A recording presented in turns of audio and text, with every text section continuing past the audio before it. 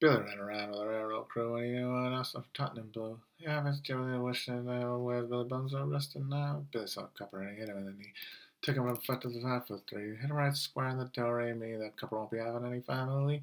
Hey, Billy, son, where are you now? Don't you know we need you now? The old ta-ta, the old ta-ta, where are Billy Bones resting now? What? I'm still streaming.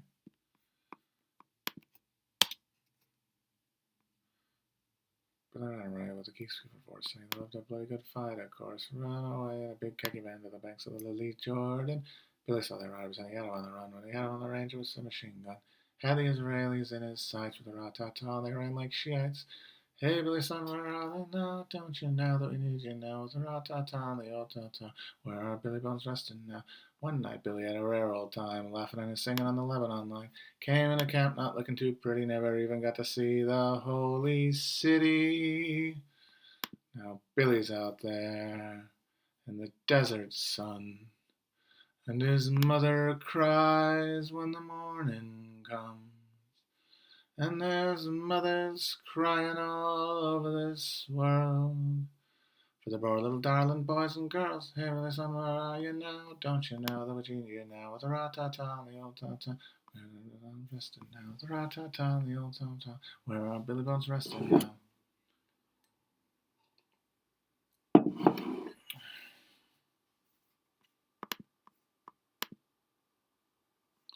God damn it, why is it doing this? I unhosted you. Why do I unhost and then it hosts again? Motherfucker. Jesus. Every single time I go to unhost, it says unhosted, and then the motherfucker rehosts. Stop calling me a boomer. So that song, Billy's Bones, is a very interesting one. That Pogue song that I was singing. It's inspired by actual events, which was in the 1980s, after the Israeli invasion of Lebanon, there was a UN peacekeeping force that was deployed to basically keep the Israelis away from the Palestinians in the wake of Sabra and Shatila, I believe. And part of that UN deployment was Irish troops. And I believe this is covered extensively in Pity the Nation by Robert Fisk. A Irish UN troop, was kidnapped and murdered by, most likely, the Lebanese Forces Christian militia, the one that Peter Dow was a member of, in collusion with the Israelis. And it became a big scandal. Like, oh my God, did Israel kill an Irish soldier? And I remember reading liner notes or something for that album, Run Sodomy and the Lash, that described that song as surreal. And it's like, no, it isn't. It's literally a song about an Irish guy going to the UN and getting killed by the Israelis. And I think it's because nobody knew that story outside of Ireland. I know I never did before I read about it. But it is funny because Ireland's non-insurgent-based military roll call of like the 20th century, stuff that was not, the IRA or the Civil War, or being neutral during World War II. My dad used to say the only two neutral countries in World War II were the friendly Swedes and the cowardly Irish. Their only big military events of any kind were part of UN operations. There was a famous event during the Congo Civil War that saw the death of Patrice Lumumba and Dag Hammarskjöld, where European mercenaries, I believe, allied with the Belgian-backed breakaway Katanga province, ruled by Moise Tsombe, attacked a Irish-held UN base in Jadotville. There's a kind of boring Netflix movie about it. And that's really it. The Irish Army didn't do much. Although they got their asses shot to hell during World War I as part of the British Expeditionary Force. I really wish I had that mixtape of me rapping. I still remember some of the things.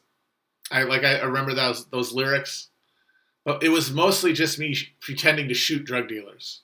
Like, hey, can I buy some drugs? Sure. Undercover cop, you're under arrest. Pew, pew, pew, pew, pew.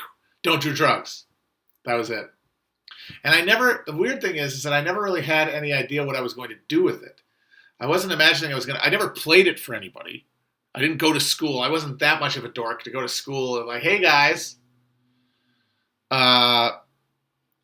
So I don't know what the hell I thought he was even going to do with it. I guess I just had this like creative urge that needed to be expressed. And at that moment, hating drugs was the most emotionally, like the most powerful symbolic like narrative that I could get my mind around at the time. I did get the Johnson & Johnson vaccine, so fuck. And the funny thing is that I've had zero side effects at all. Like, I didn't get anything after having it. I didn't even get a little, like, achy, nauseous, anything. It didn't even really hurt my arm that much, which makes me wonder if I even got anything. Maybe it was just sugar water. But honestly, though, I wouldn't be surprised if they were half placebos, because as I have said, the point of all of this shit is not to stop the spread of any virus. It is to get us to a point where we're okay with the status quo enough to shop and act like normal people and get rid of this noose around the economy's neck, the service economy's neck, the retail economy's neck, otherwise known as the American consumer economy's fucking neck. I mean, my God, this has been a targeted strike at the heart of the global capitalist system, which is dependent on American consumption. That's what we're for. And this is why I really think we might be on our way to falling backwards into a neoliberal UBI, because we are functionally, as an American economy, not here to make things. Yes, we do make things. We grow things. We manufacture things. But most of the growth of manufacture is done at the heart of empire, the way Marx assumed it would be, by the greatest degree of technological innovation, technological intensity, the most mechanized process. What the rest of us do is hang around and buy stuff from the rest of the world. Equalize the global supply so that we don't have a crisis of overaccumulation, which is what caused the Great Depression, which is what has caused historically economic crises. The U.S. exists at the end of the global supply chain to catch all of the remainder, to get all the leftovers off of all the plates at the all-you-can-eat restaurant. But we're still operating off of a labor paradigm, which means we have to work for the money we get to consume. That's totally unnecessary. That is a social ritual at this point. It is not productive. Like, all of the labor we're doing is ritualized because we cannot accept the reality that we have traded away our political subjectivity for unlimited consumption. And that means that the only way to square this and to keep the thing going is to just put a fucking funnel of money into people to allow them to consume, not related, but not conditionally upon their income, because the profits are going down. There is no room on the balance sheet for more money through employment, because these aren't real jobs. So there's no pressure to get a bigger labor share of income, because there's no leverage, because it's not real work. Now, of course, that doesn't mean that real work doesn't get done, but the real work is domestic, reproductive, and infrastructural. It's the stuff that allows us to sit around and consume. That's real labor.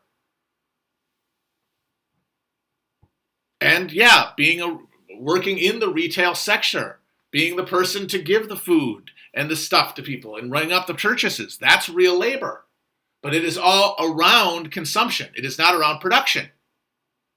And yes, nursing and like keeping people alive, all of those things are infrastructural. But it is not productive. Productive economics occur elsewhere. Because, and this is the thing, the capitalism is going to, in a closed system, is going to be pushed towards automation. But when you have an unequal development of global capitalism, and you have huge numbers of people who are only recently been introduced into market relationships from fucking rural feudalism, then you can turn them into incredibly cheap labor, which will not put pressure at the local level to industrialize. And that's what we have now. So in the places where, like in Europe, where labor power was able to extract better conditions, there's still industrial economics happening. And but here there is none.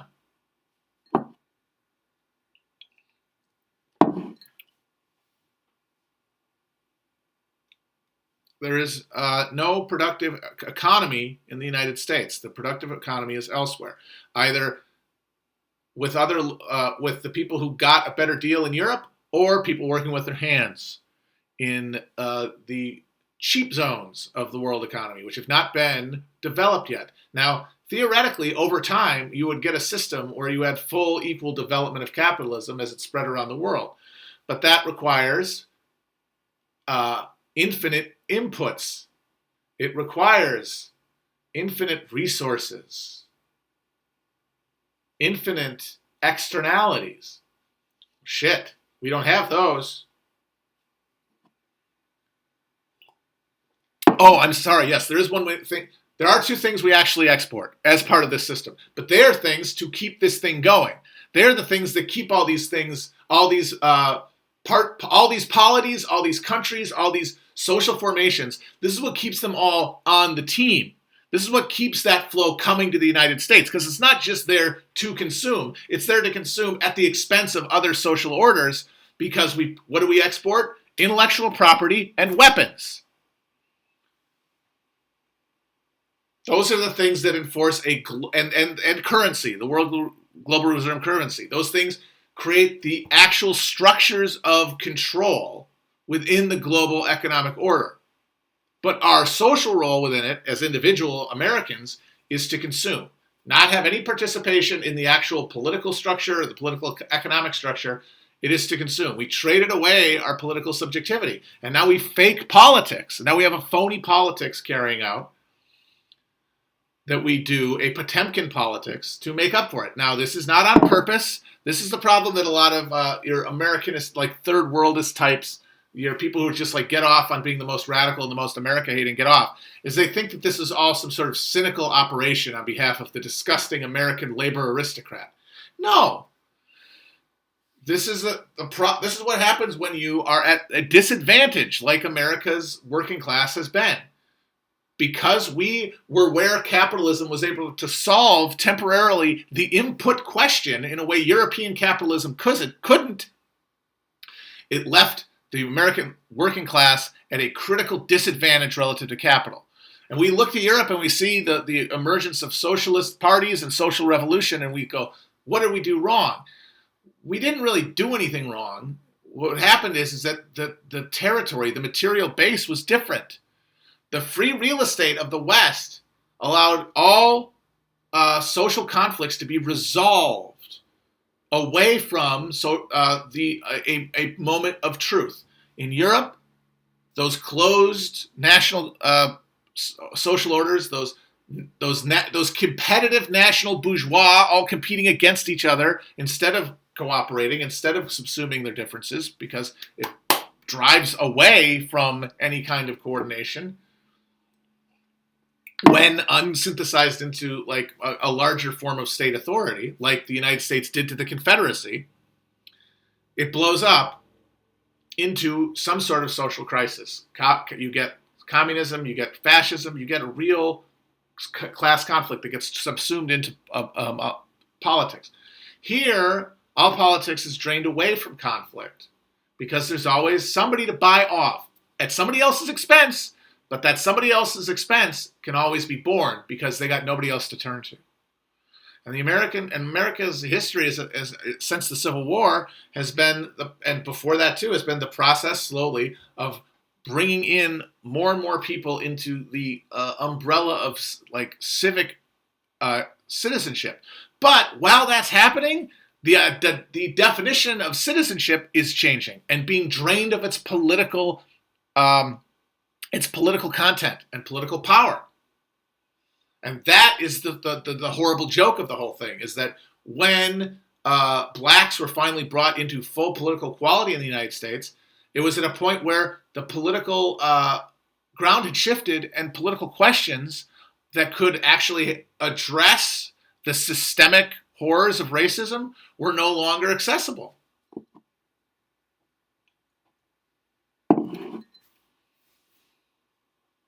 And that's where we are now. And that's where we have to bring a new politics into being. But it doesn't change any of the questions in front of us. It should just change our approach to them. It should clear us of some illusions that we might hold that make it harder for us to see the moment clearly. Like the Bessemer thing. I think people got way more excited for that and put way more emotional energy into that than it warranted, given the real condition of labor in this country vis-a-vis a company like Amazon. And the reason for that is because people have certain expectations around politics, around what they think they can contribute. And we can contribute in the moment to challenging capitalism. And that leads us to be more likely disappointed by something like Bessemer, disengaged, demoralized by it.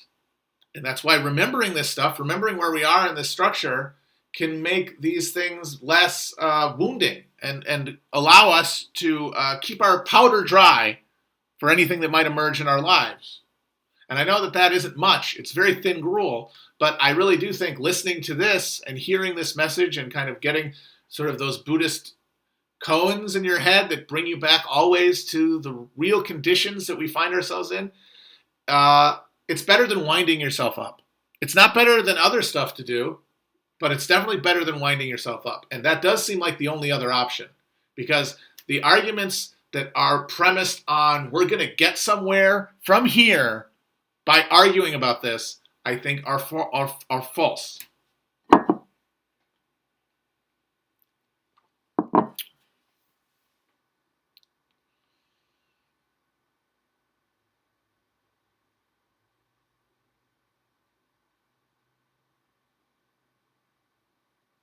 I mean, Amazon cheated, but that had to have been taken. If you didn't take that for granted, then you weren't ready for the campaign. You weren't ready for the reality and the likelihood of defeat. If you really thought, oh, I didn't know Amazon was going to cheat. They always cheat because it's always in their interest to cheat. You can fucking break the law and inhibit a union vote, and then even if you're caught red-handed, the process is so long and involved, and then the punishment is so paltry that it will always be in your incentive to put the fucking stick in the spokes of the wheel every time. Because even if what happens is that the NLRB says you have to have another election, you just do it again. And you're buying time. And all you're ever doing in business is buying time anyway. So you get to just keep putting a goddamn stick in the spokes. There is a Smithfield Ham, the big plant there, had a 16-year union drive. That's how long it took them to get a clean election where Smithfield didn't cheat or be able to overcome the cheating that they did. So if you were surprised by the cheating or thought that could have been avoided with any strategy, then you were not ready for what was likely to happen. And I think that's true of a lot of people.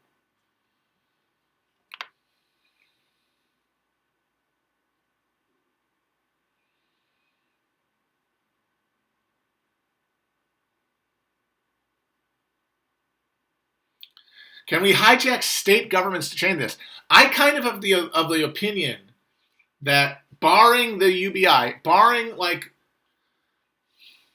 say we sense something to make climate change a little better, we make some breakthroughs, assuming that the technological fix to the crisis occurs the way it has traditionally, like how the Green Revolution in the 70s precluded the sort of mass starvation that people are worried about happening now with global warming.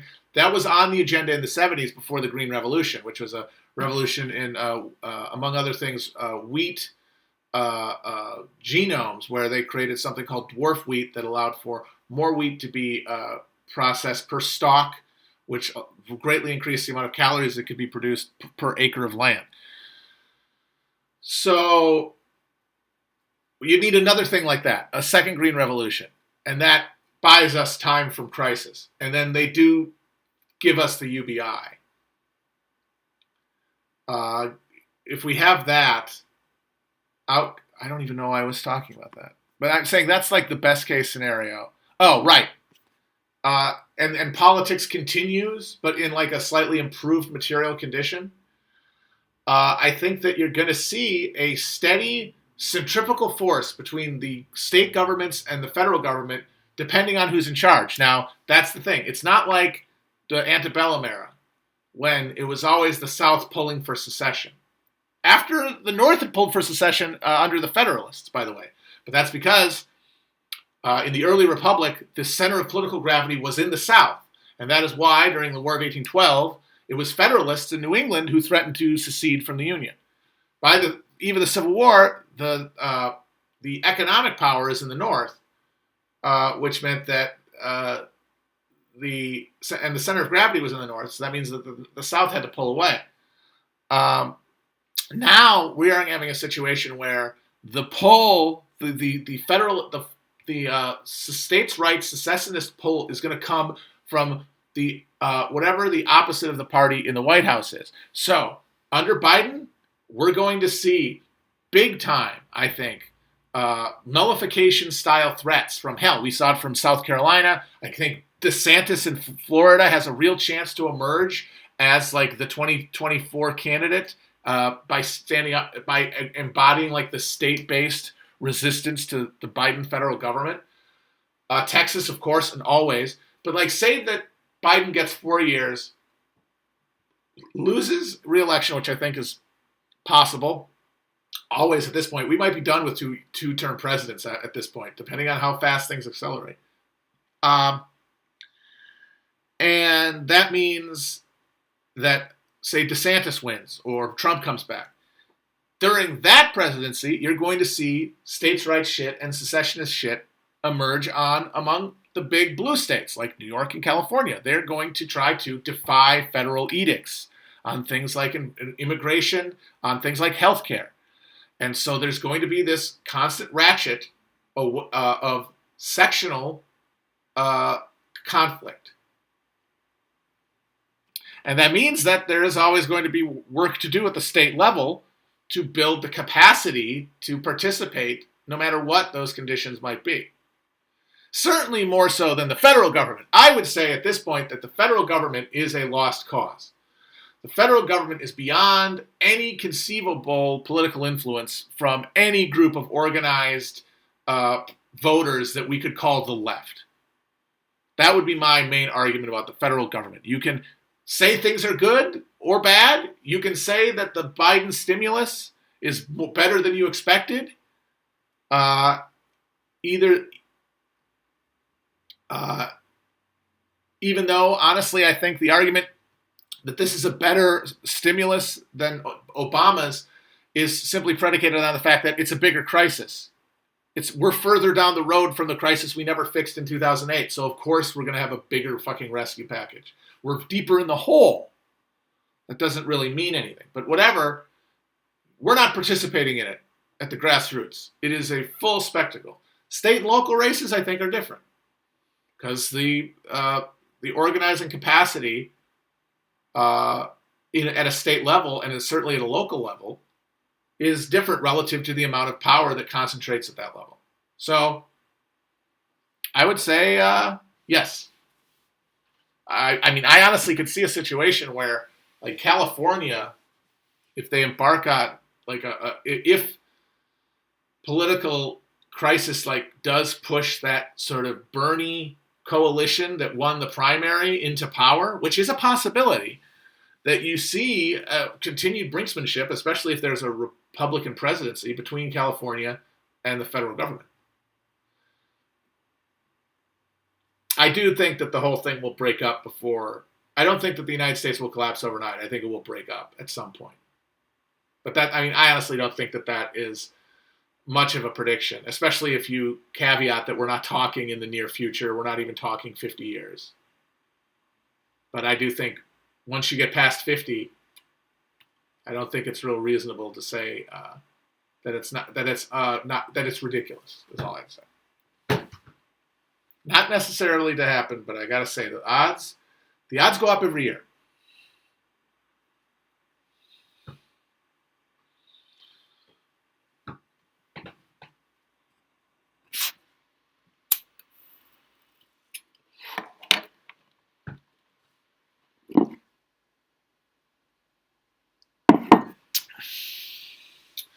So what do people think about the idea that Bernie would have been assassinated if he'd gotten the nomination?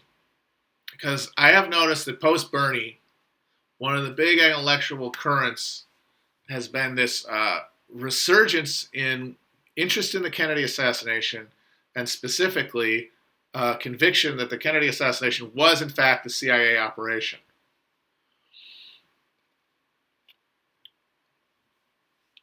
And I really do feel like, although there is plenty of interesting evidence for that, I mean, I gotta say, Sean McCarthy on Twitter has posted some stuff that I had never heard about. And I was a very big big JFK assassination head in high school and college because I was cool.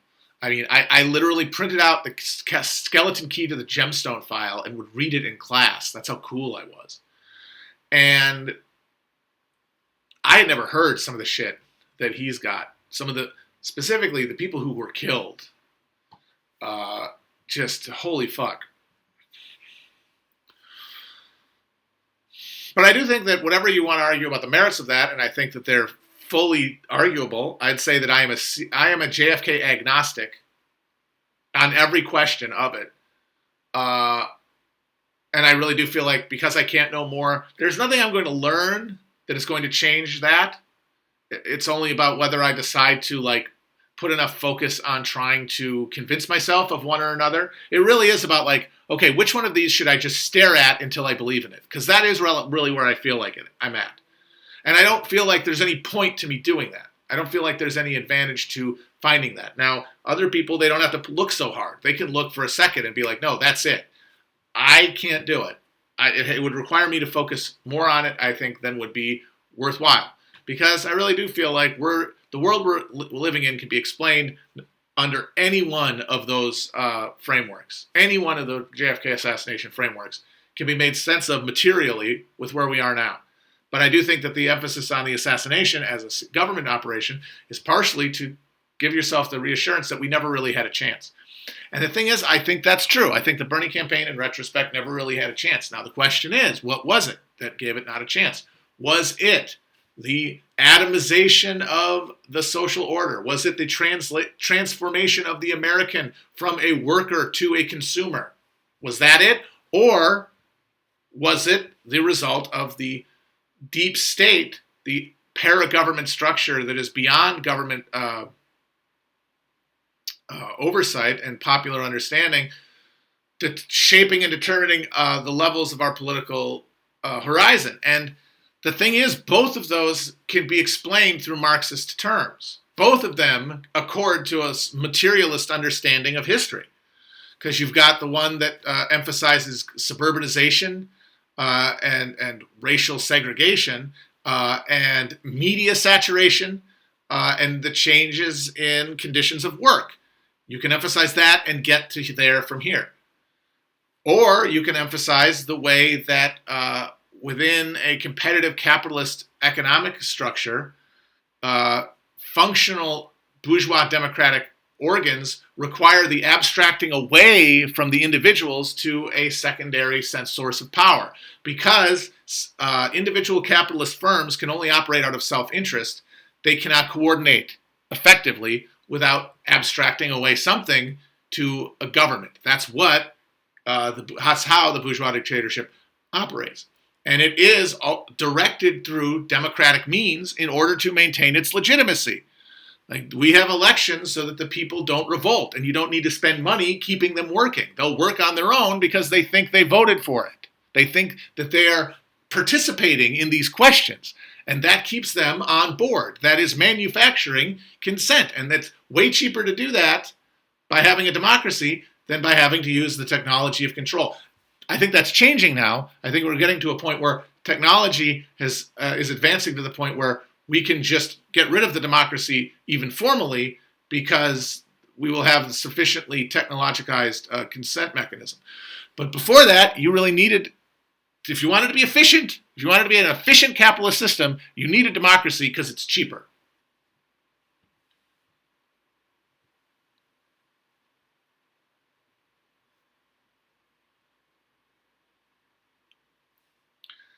But that means that there has to be a there has to be a power that transcends democratic accountability, because you're not really a democracy. That's what the Constitution exists to do. That's what institutions like the presidency, the Supreme Court, the Fed exist to do, to abstract power and mystify it and have it be contained beyond accountability. And once you get to the post-war era and we go from headquartering a state bourgeois dictatorship to presiding over a world capitalist empire, that required a sophistication of operation and maneuverability and articulation of power that could never be democratically accountable. By definition, could not be democratically accountable. And so therefore had to be abstracted away beyond control. And that means creating a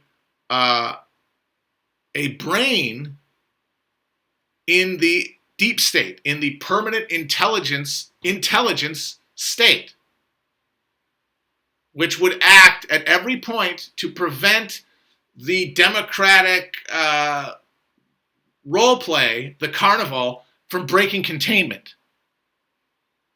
That makes sense too. Both of those things are true. Which one of them is the determiner of events? I don't know. And I don't think that my analysis of the moment depends on either one.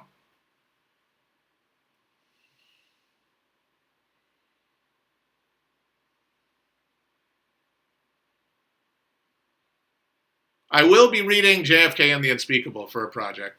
I know that now is the one everyone points to. I mean, before that, it was The Devil's Chessboard. And I have to say that while that's a great book, and I very much enjoy all the stuff about Dulles' career as one of the most evil demons of the 20th century, it is interesting that as the book gets closer to the Kennedy assassination, Dulles as a character disappears from the pages and the narrative. It really does become a echo chamber of, testimony and intimation. He never really makes a case that Dulles was the mind of the Kennedy assassination, beyond saying that he is the one figure who was in power that Kennedy dispossessed of power. Like, whatever you want to say about Kennedy and like Vietnam, did he really care about ending the war there? Like, was he really having this dove turn that a lot of people now think he was? And I think there's more evidence than I used to think that might be the case.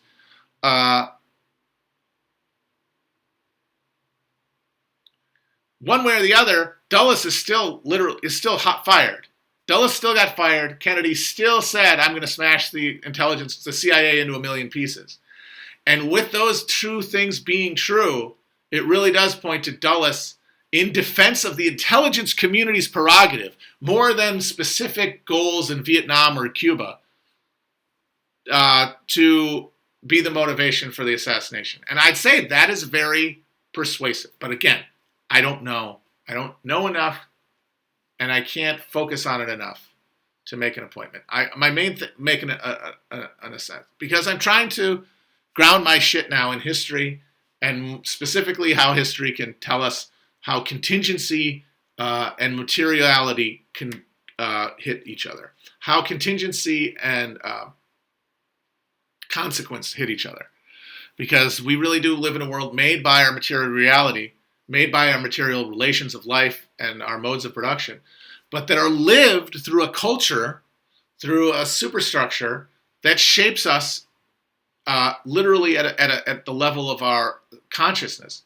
And so that means that the interplay between these things is not some simplistic arrow that goes from base to superstructure.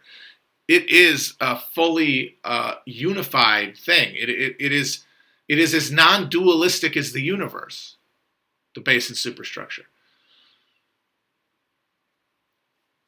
And so that's why with a thing like the Kennedy assassination, I would much rather talk around it and talk about the contingencies and the consequential moments that shaped the world we're in and how they would have been reflected in these arguments than trying to argue whether one specific thing happened or not. Because that, to me, kind of misses the point. Which is that we're here either way, so what is the constant? One thing we can say is that I think contingency is much greater than we would assume if we do operate from materialist principles. But that in retrospect, when you look at it as like a diagram of human activity, it becomes inexorable. It looks on paper like it couldn't have been any other way.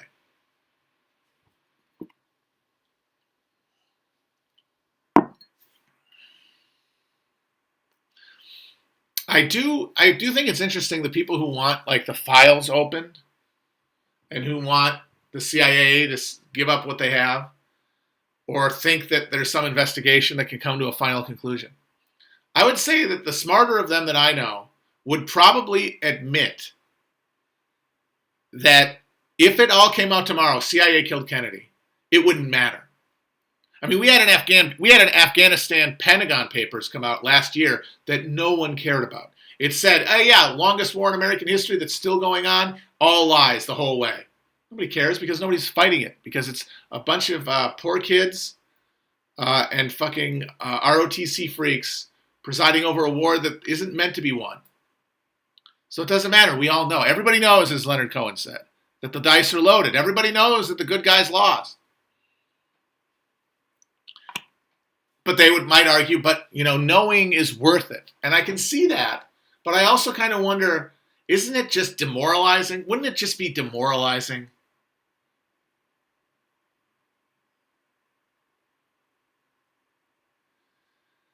Wouldn't it be fucking demoralizing to have that happen? To just have it all unveiled and then for no one to... The mystery, like that, the little thing in your gut of like the spark, that Jim Garrison moment from the end of the movie where he goes, don't forget your dying king. Open the files. Don't you want that and not have it just totally fucking extinguished just so that you can know?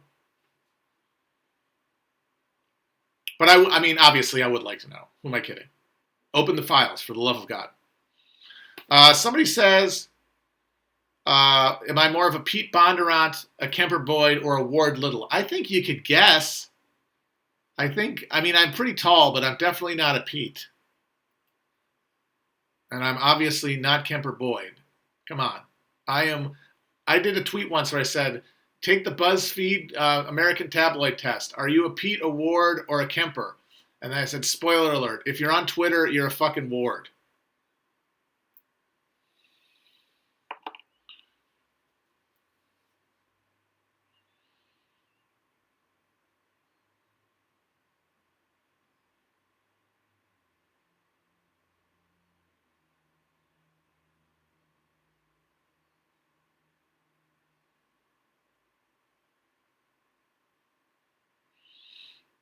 I do think, though, that, they say 70% of Americans think that the Kennedy assassination was a conspiracy. I think that that's true regardless of where you are. Like, I think that number is distributed everywhere in society. So I feel like even if Kennedy was killed by Oswald, all those problems that the intelligence community was having solved themselves in the form of this wacko shooting the president. Or another one I like, trying to kill Connolly and missing, which is one theory. Or him taking a shot, missing, and then the dumbass Secret Service agent behind Kennedy's car standing up too fast with an AR-15 and shooting him in the head, which is another theory. If all that was true, nobody knows for sure. Most people aren't convinced by the explanation. There's big questions hanging over it. So I think, like, people in government our presidents and all those guys, and not even forget the presidents, people in Congress, in the Senate, governors, they mostly probably think that there was an assassination that was carried out by a conspiracy. And what that does is it lets them know what they're in for if they fuck with anybody. They know they could get got.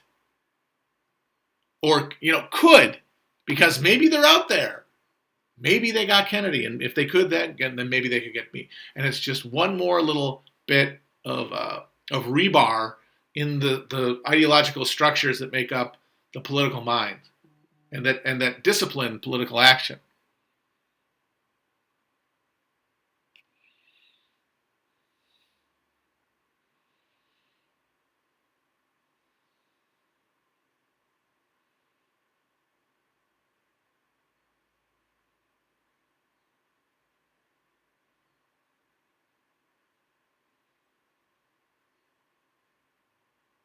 Somebody says, how long until we let corporations vote? I don't think we'll have to.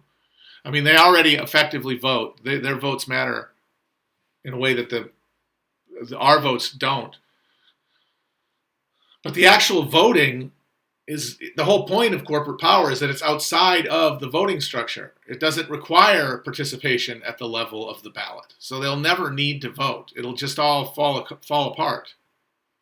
It'll all drain off. Politics, the voting rights, all that ritual stuff will be drained away. It's not going to be injected into. It's not going to be validated. It's going to be undermined. How long until cities get autonomous zones? Corporations get autonomous zones within cities where they can make their own laws. They already do that. Dan Gilbert and Quicken Loans in Detroit, they've turned it into OCP. It's RoboCop in Detroit. The downtown has been bought out by Dan Gilbert's company. They run it as a corporate campus, and it has private security. That's the center of the city. That's literally RoboCop. He's Dick Jones. And there's now an effort in Nevada to incorporate corporate cities in the middle of nowhere that are going to be able to write their own laws and have their own tax structures. It's inevitable. Company towns. I mean, people call it neo-feudalism, but it's not really. It is just more capitalism. It's capitalism undefeated. It's capitalism unchallenged. It's capitalism at the state of decline, away from like state capacity and towards total technological independence. But the social structure is neo-feudal in that you've replaced the liberal order of rights to contract and individual citizenship with bilateral contractual relationships, where all human relationships are mutual obligations, instead of an era where you're bargaining as an individual, because that is the point where technology exists to not require your consent. We don't need you to fucking consent to this. So we don't have any reason to humor your ass with individual rights and market choices.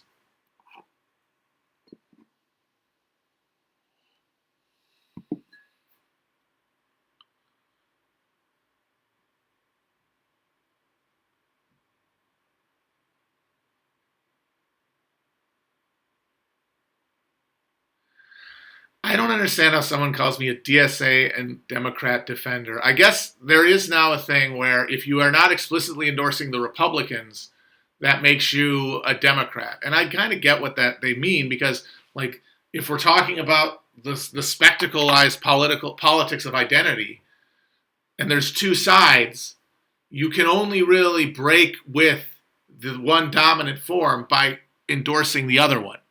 I understand that, and there is logic to it if you insist on maintaining investment in this identity formation. But I do not agree, because then you're just a Republican. And how the hell? Here's the one thing I really don't get, and I'm so apparently this is not the person. The person wasn't talking about me, but I've heard this before. That's why I responded to it. What I do not get is, if you see the way the Capitol dominates the Democratic Party, and defeats any attempt to make it an articulation or a vehicle for class power. What would make you think that the Republicans would not have similar structures? I guess the argument is as well, Democrats use wokeness. But yeah, that Republicans use anti-wokeness in the exact same way. It's just that because you're in the milieu, either because you live in a city or you're spending time online with left-wingers and the mainstream culture, you're seeing them through this like glass. Over there in the parts of the country that are dominated by Republican local capital, they use anti-wokeness to destroy any kind of class politics in the exact same way. There is no way for it to articulate itself out of this structure. Both parties are irredeemable.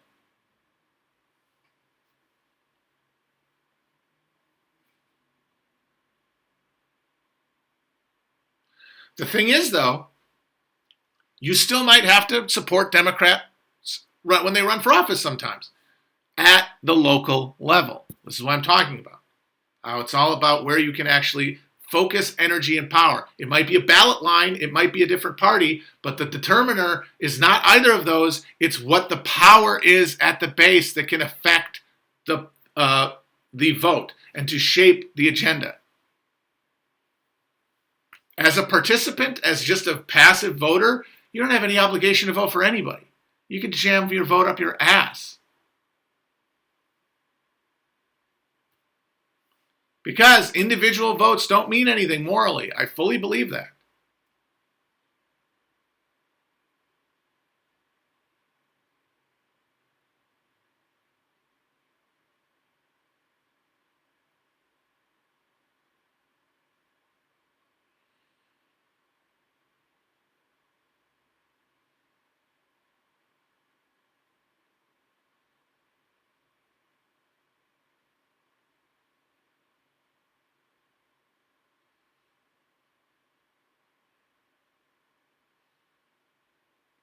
Like the main problem with DSA has been the same problem DSA has had since its explosion. It's a middle class movement of computer people. And when I say middle class, I mean people who are identifying themselves as consumers and whose lived experience of labor is not organized and coherent and does not structure their relationship to politics, even though they might think it does. What they're actually responding to is an idea of class that they picked up in a book. And that's not everybody, but it's the majority. And the other thing is there's no alternative to that, because the only people who are politically engaged in this country are people who have been propagandized sufficiently to think politics matters.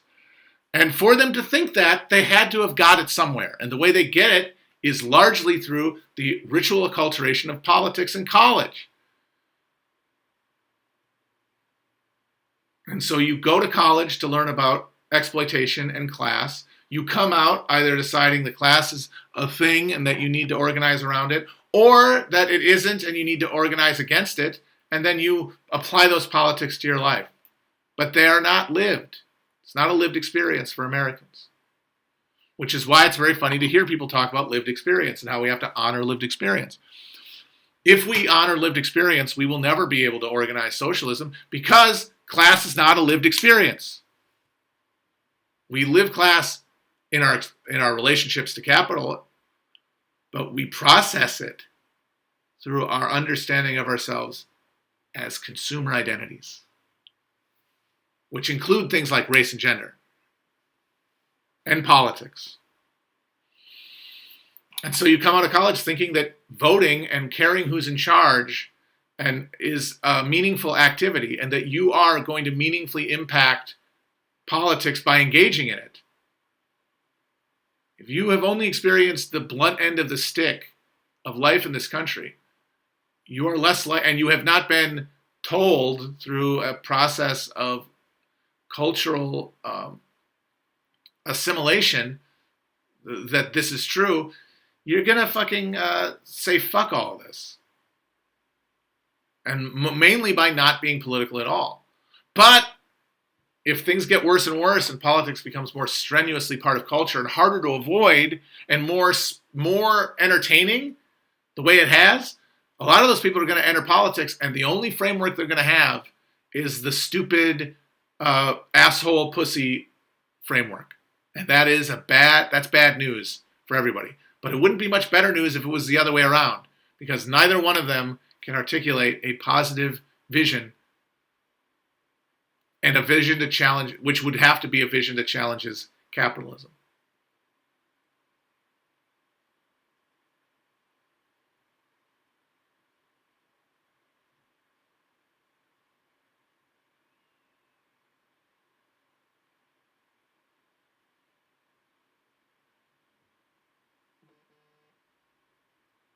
I'm not really criticizing the DSA for being a middle class movement or like a college educated movement.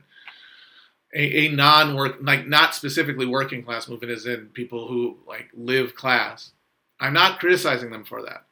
It's inevitable, as I said. What I'm saying is that has been the biggest hurdle to them being effective. And it's something that needs to be addressed one way or the other. But I think it needs to be recognized as the fundamental problem before you can move forward, because it doesn't seem to me that a lot of people think that's the issue. And if you don't think that's the issue, you end up talking yourself into some pretty wacky circles to try to figure out what the issue is.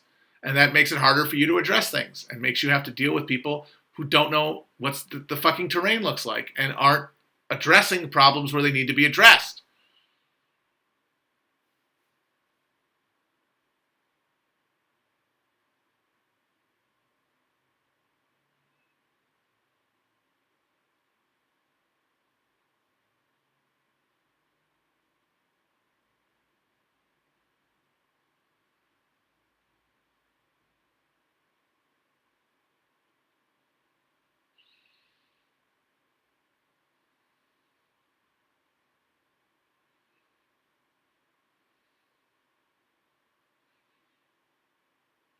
The Lincoln assassination conspiracy theories, that there's no conspiracy theory there because it was a conspiracy.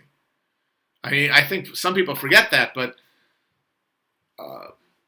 Booth was part of a ring of guys who operated out of a boarding house owned by Mary Surratt, who planned on the night of Lincoln's assassination to kill Lincoln, Andrew Johnson, I wish they'd gotten him, and Seward and Grant in a decapitation strike. But what is even less well known is that before that, they had a plan to kidnap Lincoln that they coordinated with and were funded by the Confederate government. It was essentially a hit put out by the Confederate government. And a number of the conspirators were hanged afterwards. What happened with the rest of the assassinations is that the guy who was supposed to kill Andrew Johnson chickened out, that fucking asshole. I wish if you're going to kill Lincoln, kill fucking Johnson too, for the love of Christ. And then the funniest incident was that someone went to kill William Seward, and he was in bed with a neck brace on because he'd been in a carriage accident.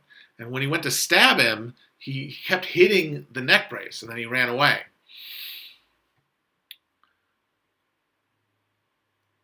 So not only was it a conspiracy, it very well could have been a conspiracy of a fucking Confederate government. I wish they hadn't shot Booth and they found that out, because that really might have increased the likelihood of a more putative government settlement with the leadership of the Confederacy, at least, which would have been necessary as just a minimal starting point to making Reconstruction work.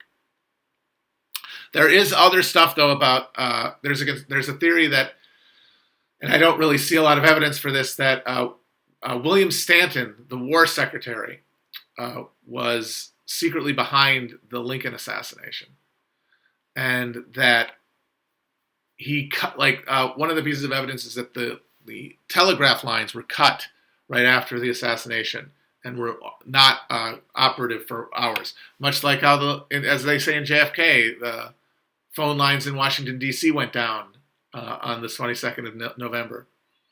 And like Booth's diary has some missing pages or something. I don't think it's terribly persuasive.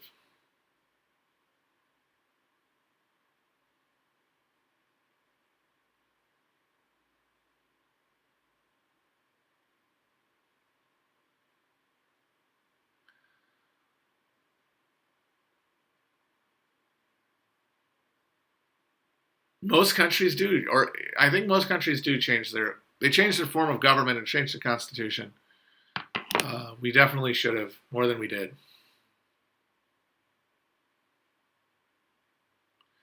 Give me Benjamin Butler as president after the Lincoln assassination, and maybe we got something. Oh my God, the hype train is close. I remember this happened one other time. The hype train. We're one person away from the hype train. Still not sure what it is, but it's exciting because I remember there's like a big thing that goes down. It's like like doing a slot machine or something. And there's a little train there. Look at that. There's a little chain. So yeah, we're one away. It's a scam train? How is it a scam? Don't get scammed, folks. I don't want you to get scammed. I just like the little train guy.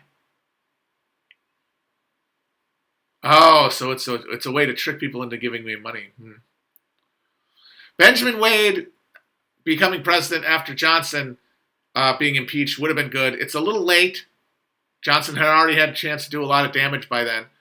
But also, because remember, because of the insane idiocy of the way that Congress operated constitutionally at that time, Congress didn't come back in session after Johnson becomes president for months.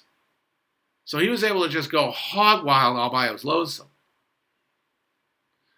But it would have been unlikely because there was a big consensus in the Democrat-Republican Party, hype train, that they didn't want Benjamin Wade to be president because Benjamin Wade was ambitious. He would probably have run for office and gotten it in the next election. And he was a soft money radical. He was not one of these gold standard dickheads. And once again, our only hope was soft money. Apparently, Milton Friedman has the same analysis of the Civil War about how it's really about gold versus fiat, only he thinks that's why the Confederates were the good guys.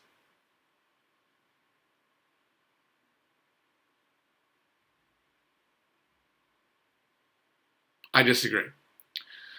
He's literally arguing for a capitalist abstraction away from politics in the form of a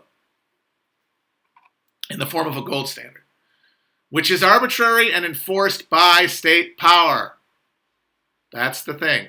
A lot of those guys don't even know that. Like, I would argue that a guy like fucking Ron Paul probably really thinks all that shit about how gold is different. How gold isn't like other currency. Gold isn't like just the government.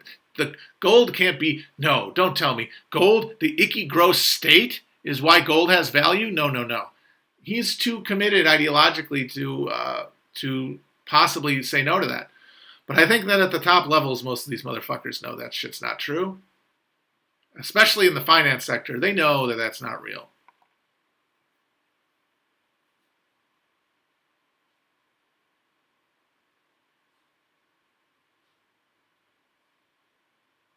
So this thing really is just like a fake little video game to get you to pay. Like, oh, you want to see the number go up? And then you press the button to see the number go up? Is this how Japanese television works? And yet people do it anyway. They know this, and yet they do it anyway. Fascinating.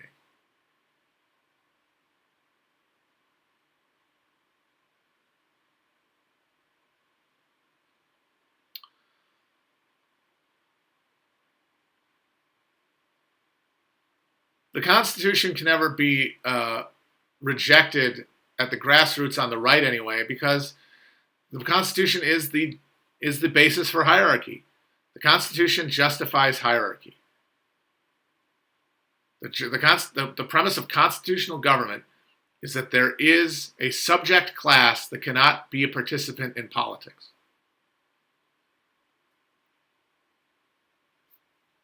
And so you can't get rid of it.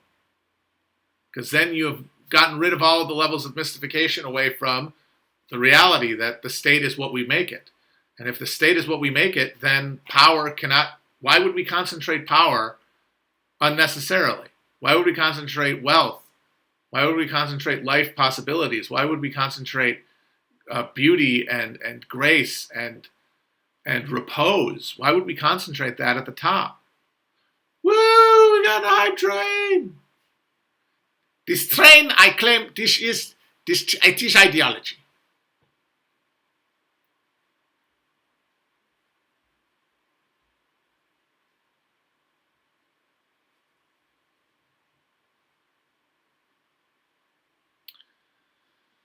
Yeah, the only thing I remember from my anti-drug rap was they said I was weak. They said I should drink tea.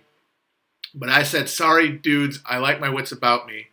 So there they stood, something like befuddled and stunned, while I walked off real sleek and smug.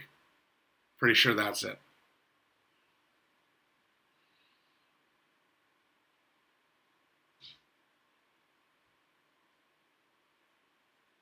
No, no. See, that's the thing. Uh, the drink tea thing, some people think, oh, are you saying that's like, oh, you should drink tea? No. They're making fun of me for not doing drugs. So they're like, oh, you should drink tea instead. It's like they said I was weak. They said I should drink tea. Like, oh, look at me. No drugs for me. I'll be drinking tea. Pinky extended. But then I say, sorry, dudes, I like my wits about me.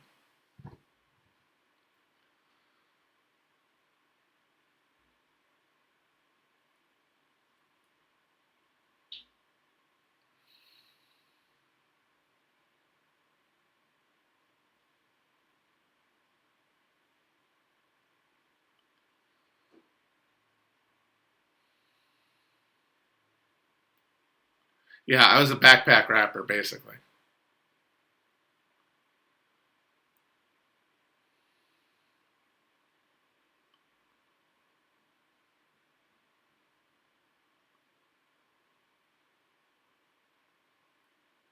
I never had a roller backpack. I will say that.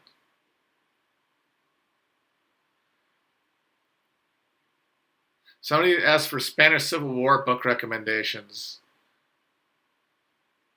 If you like the military part of it, Anthony Beevor has a good book. The social history is actually really interesting in a oral history called Blood of Spain, which is a lot of interviews with people on both sides all the way through the hierarchy, like Carlist requetes and anarchists and trade unionists, communists, peasants.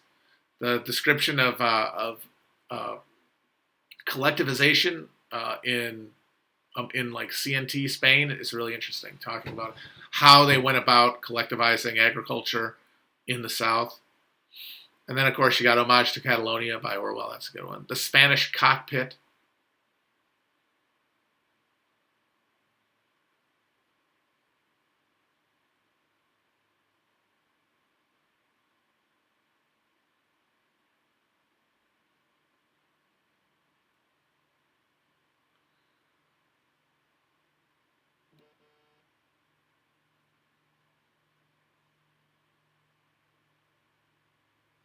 Carlist Jr. That's good.